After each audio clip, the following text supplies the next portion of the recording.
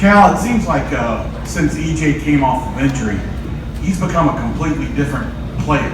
What do you attribute that to? Well, he's healthy, he's being more confident, he's playing more physical. But like I told him, I said he exchanged baskets too many times today. Like, we're going to be playing teams where you have to fight to stay in front, to go grab balls with two hands. You know, and again, I may be asking a lot. He had 28 points and he's 12 out of 16. Is that what he was? Or 12 out of whatever. But I'm looking beyond just this game. Like, okay, where do we got to take this? Same with Tyrese. I thought Keon was terrific. But then again, he missed 3 balls right near the rim because of the little physical play. He just threw it. Versus I'm going to take the contact and make it. We're still a work in progress. I'll say this. I am so, like, Khalil's making strides, but his attitude is so good. It is incredible.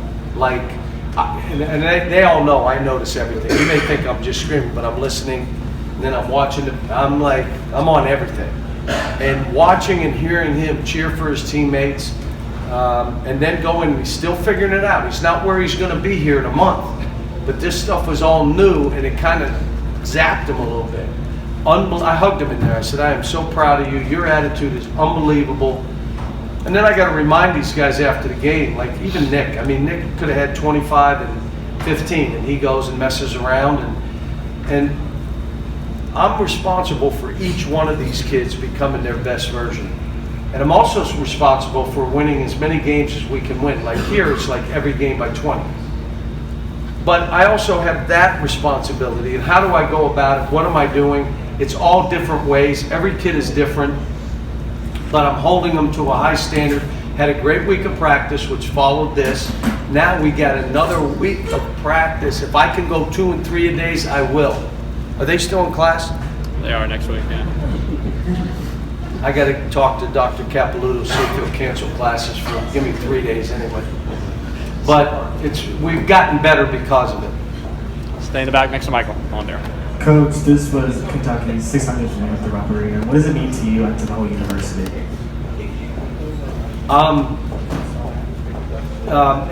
Look, I said this before. This started with Coach Rupp. He never really got to coach in this building. But everybody who's followed him has won a national title, just about everybody. Everyone that's followed him has probably won 90% of their games in this building. So it's not just me, it's like everybody. He set that base. I brag on Coach Hall all the time because who would want to follow that? And he did, and went to Final Fours and won a national title and had all this stuff in the league and everything that he did. This is a unique place. I mean, this is one of those, you know, I'm blessed that I even had an opportunity. I mean, how did I get here and what happened for me personally? I don't know. But this university, even now, I mean, what's happening in all the sports? Let's go volleyball. They got to win today. They're playing Michigan. But whether it's softball, baseball, whatever it is, or cheer, dance team, I mean, think about it. And the pride, all 50 states, 100 different countries, every county in our state represented here, $3 billion in buildings, academic entrance exams. Our scores have never been higher in the history of this school. We're like on that kind of climb. And I'm just happy that I could be a part of it. And, I don't know how many we've won in this building, how many, whatever that is, but, I'm glad that we played a part of it. Go in the right with Daryl, then John. Now, anything in particular Johnny Juzang did to earn his first start in practice line? Fought. How about the biggest play of the game? You won't know it because you guys don't know basketball, but the biggest play of the game was we're struggling. I got to call a timeout. Like, what are you doing? And we do this every game. Like, why would you take 2 bad shots and let them get 7 points in a row in a 7-0 run? Tell me what? We go down, Johnny drives, misses the shot, but grabs it and lays it back in, gets fouled, makes 2 free throws. He stopped the bleeding, and it wasn't like he did anything but fight. And that's what he's been doing in practice. And I want to get some guys fighting, coming off the bench. Like, I need you. You want to go back to starting, or you want to start? Earn it in practice. Fight. So, but he deserved it. He really did. John, go ahead. John, I didn't know if you got a chance to read Jerry Kippen's article this morning on Coach Horrenda. He was referencing Coach's significant health challenges and how that kind of changed his entire perspective. Just let me say this. I never read Jerry, but go ahead and say what you're saying. So what else was it? He was talking about how Rose, don't laugh at me. You encourage me by laughing. How his main illness had changed his entire perspective on how he dealt with his players. He was a lot more compassionate. And I know you're pretty demonstrative and demanding on the court, but I know inside you have a big, deep sense of compassion also. So how has that changed over the years in which you've been coaching? Well, and Greg has been a good friend for a long time. We're hoping his son comes to school here, by the way. And he's an unbelievable coach on top of being a great guy. And he and I were in the East for a long time together. But what happens as you age, you know, the reality of what this is kind of hits you. And early on, you're trying to survive. Like, I had no basement to go back to. Like, there wasn't like, okay, Dad, I gotta go work for you. No. So early in your career, you're in a dogfight. Everything is a struggle. Everything is a fight to survive. You hit a certain point, and then you realize, like when I get together with the UMass guys, like, I apologize. I know what I was like. I can't believe you could play for me, and not only that, you fought for me and won. And they say I'm soft. So when they see me coach and practice now, they say you got soft. But times have changed in this regard. This social media and all the other stuff that they read. When we grew up, not some of you young guys, there were 3 channels. ABC, NBC, CBS. There wasn't 195, I'll watch whatever I want. There wasn't call waiting. The phone rang 6,000 times if the guy didn't hang up the phone. I mean, it just kept ringing and ringing and ringing. And you're like, does this guy understand I'm not picking up this phone? And he just kept calling. It's 78. I'm counting them now. It's 89, 90, 91. He finally hung up the phone. I'm like, are you kidding me? Who was it? I want to pick up the phone. Who would dial a phone 90 straight times? But I didn't.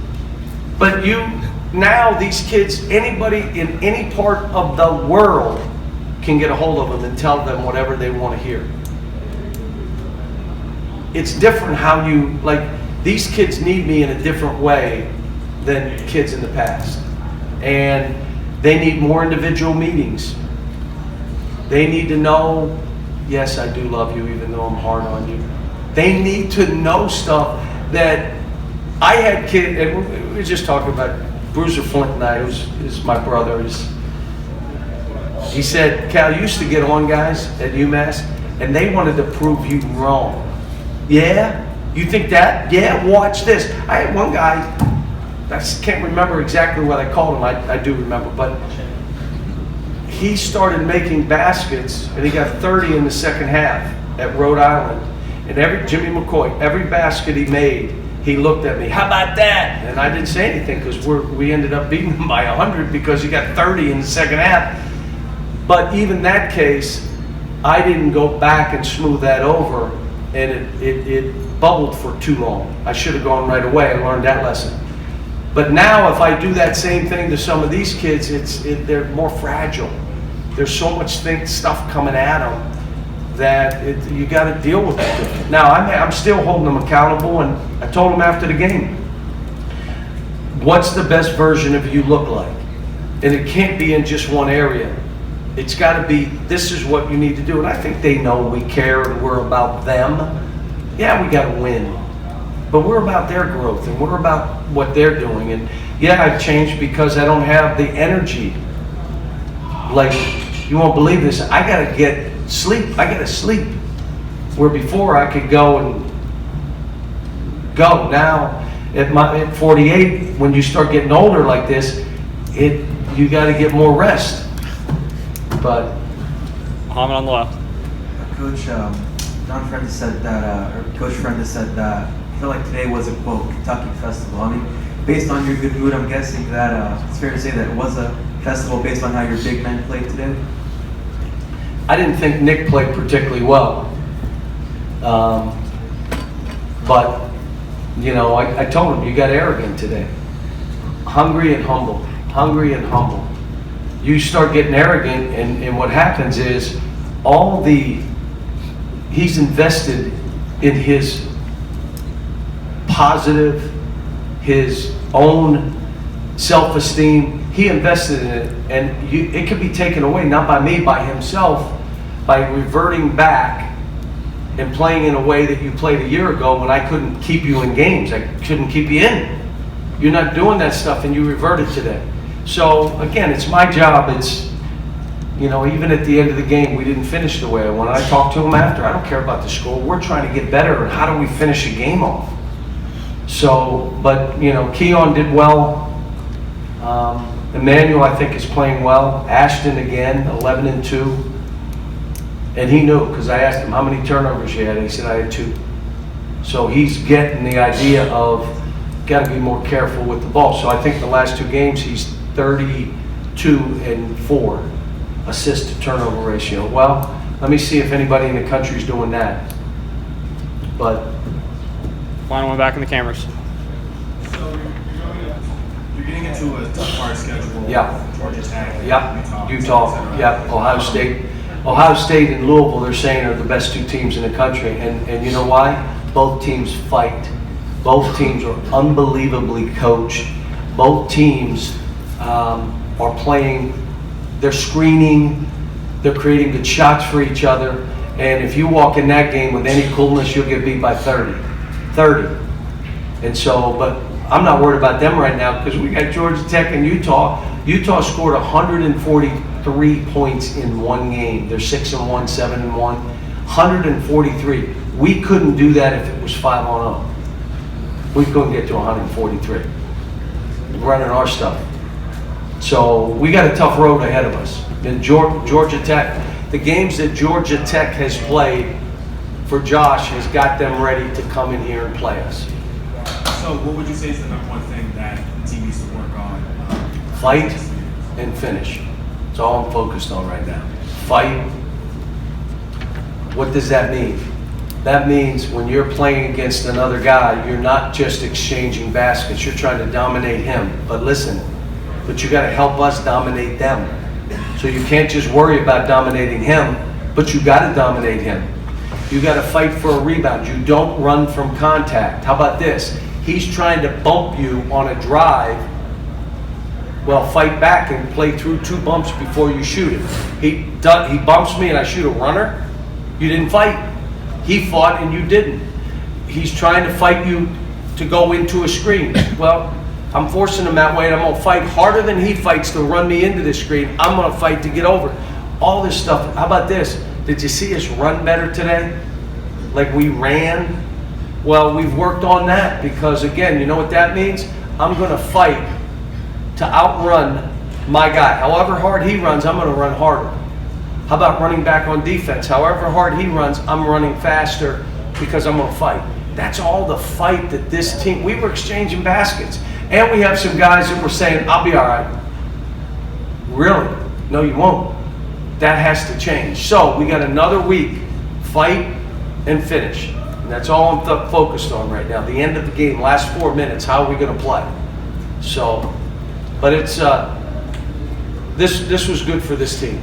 This was good. Now, and again, obviously we got work to do, but we're making the strides we need to make. Thanks, folks.